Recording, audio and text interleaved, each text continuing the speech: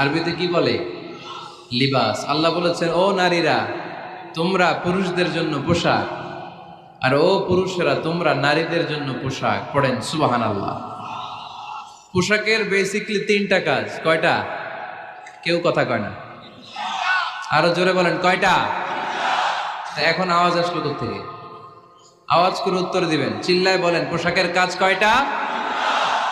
এভাবে শেষ পর্যন্ত খোঁচায় যেন সাউন্ড বের করা না লাগে, স্বপ্রণোদিত ভাবে উত্তর করবেন, ক্লাসের মতো হোক। তিনটা কাজ। এক নম্বর কাজ হচ্ছে পোশাক ইজ্জতের আবরু, লজ্জাস্থান ঢেকে রাখে, ঠিক কিনা? আমাদের লজ্জাস্থান ঢেকে রেখেছে আমাদের পোশাক।